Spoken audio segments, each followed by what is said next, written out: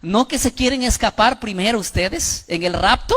La iglesia va a pasar por la gran tribulación y tú estás sentado cómodo aquí porque nadie te dijo eso. No, que a mí el Señor me va a arrebatar antes de que venga la gran tribulación. Nadie puede decir esa locura porque eso es un invento. La iglesia pasará la gran tribulación, claro, sí, mi hermano. Yo no entiendo por qué los pastores están engañando a la iglesia. Algunos se atreven a decir que la iglesia no va a ver ni aún al anticristo. O sea, es la estupidez más grande que yo puedo escuchar. He estado recibiendo varios versículos que me han estado enviando para argumentar que la iglesia no va a estar en la gran tribulación. Vamos a ver qué nos dice Apocalipsis, capítulo 3, versículo 10. Por cuanto has guardado la palabra de mi paciencia, yo también te guardaré de la hora de la prueba que ha de venir sobre el mundo entero para probar a los que moran sobre la tierra. El texto está diciendo y te guardaré, no está diciendo te sacaré. Dios no está diciendo que va a sacar a la iglesia, Dios te está diciendo que va a guardar a la iglesia. Este es Tesalonicenses 1:9, si no es 1:10, ok. Y a esperar de los cielos a su Hijo, quien nos librará, escucha, animal irracional, nos librará de la ira venidera. No está diciendo Dios que nos va a sacar de la ira que viene, está diciendo que nos va a librar. Él solamente se centra en el significado de la palabra y dice guardar y librar no significa sacar, pero no se toma el trabajo de mirar en el contexto cómo es que Dios va a guardar y librar a su iglesia de ese día. Pues la Biblia demuestra claramente en 1 Tesalonicenses capítulo 4, del versículo 13, 16 y 17 en adelante, diciendo que el Señor mismo con voz de mando, con voz de arcángel y con trompeta de Dios descenderá del cielo, y los muertos en Cristo resucitarán primero. Luego nosotros, los que hayamos quedado, seremos arrebatados juntamente con ellos para recibir al Señor en el aire y así estar siempre con el Señor.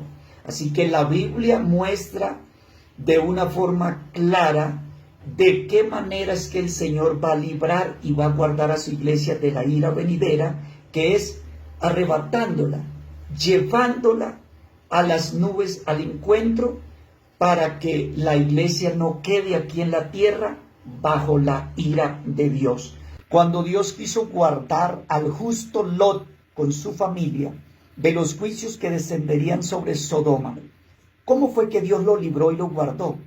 Pues todos leemos en la Biblia que fue sacándolo de Sodoma antes que descendiera el juicio de Dios. Y asimismo lo hará con la iglesia. El Señor levantará su iglesia en las nubes del cielo antes de que descienda la ira de Dios sobre los moradores de la tierra. Así lo muestra la santa palabra. Ahora, la iglesia ha tenido que pasar grandes tribulaciones en este mundo. De hecho, el apóstol Pedro dice en su primera carta, capítulo 4, versículo 17, que es hora que el juicio de Dios comience por la casa de Dios. Y si comienza por la casa de Dios, ¿cuál será el fin de aquellos que no obedecen al evangelio de Dios? Así que en este versículo el apóstol Pedro usa la palabra juicio para referirse a las pruebas que la iglesia estaba pasando en ese momento, pero no para referirse a la ira de Dios, ni mucho menos a la gran tribulación que vendrá. Así que en el Apocalipsis hay un versículo donde dice, estos son los que han salido de la gran tribulación. Pero no podemos tomarlo fuera de contexto así sueltico. Hay que ponerlo en contexto, porque el contexto nos demuestra que la iglesia no va a estar en la gran tribulación. Y si ese versículo lo leemos en muchas otras versiones, ya no dice la gran tribulación, sino que dice estos han salido de grande tribulación. Así que la iglesia ha atravesado grandes tribulaciones, pero no estará en la gran tribulación, porque la iglesia es el cuerpo de Cristo y la Biblia dice que el Señor la guardará y la librará de la ira venidera. Muchos están diciendo de que Israel es una cosa y los gentiles que somos nosotros es otra cosa. Pero vamos a refutar la primera mentira, porque la primera mentira que están enseñando estos maestros, según ellos, la tribulación o la gran tribulación solamente lo va a ver Israel. Y los gentiles, según ellos, nos vamos en el arrebatamiento. Pero vamos a refutar a todos ustedes que dicen que Israel tendrá un trato diferente a lo que somos los gentiles. Ok, vamos a ver qué dice la Biblia al respecto de Israel y al respecto de los gentiles. Gálatas 3:28 dice la Biblia: ya no hay judío ni griego, no hay esclavo ni libre, no hay varón ni mujer, porque todos vosotros sois uno en Cristo Jesús.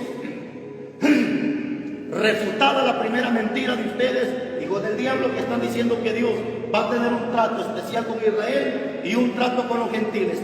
Se les terminó su teatro, mis amigos. Él dice que son un solo pueblo, o sea que va a haber un solo trato para Israel y para la iglesia. ¿Será que esto es verdad? Pues fíjese usted que el versículo que él lee dice que en Cristo Jesús no hay judío ni griego, porque en Cristo Jesús somos un solo pueblo.